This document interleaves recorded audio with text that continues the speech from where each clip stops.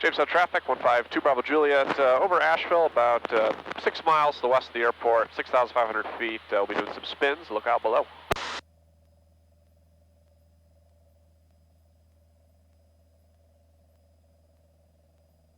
Okay, my airplane. Your airplane. We did our clearing turn, so I'm going to start slowing it down. I'm not going to use flaps, of course. Yeah. Slow down, slow down. Okay, I'm not going to go full power, but maybe I'm going to go about here. Okay. And I'm not going to use any rudder, which is, it's weird not to do that. Ah, here we go. And power out.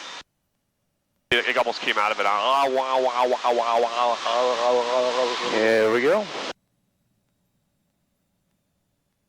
My ears popped, so I tried to do that weird maneuver to try to clear it. Okay, get back up there.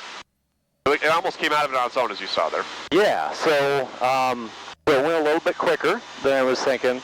So is there, you doing everything in sequence, or? What do you mean for the, for the recovery? Yeah. For the recovery, the first thing to do is I'm taking that power out. Yep. Okay. And that's the absolute first thing, then I'm kicking the opposite rudder. Okay. Now, I didn't even really need to kick it there, because it actually kind of came out of it on its own. Okay, your airplane. My airplane? Get back up to 65, and your turn. Okay. Full right rudder there, though. There we go. Okay, here we go. Here's our 65. Pull that out. Slow it down a little bit, pitch up, and then work some power in, maybe like 2,200 RPM.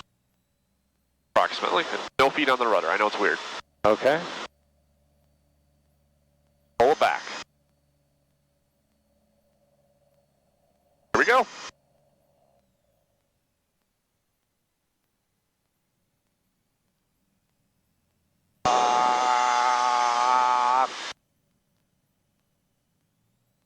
Let's do another one.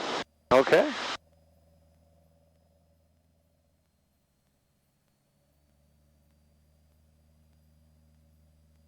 Oh, this will be a good one. Here we go. Let it whip over. Let it whip over.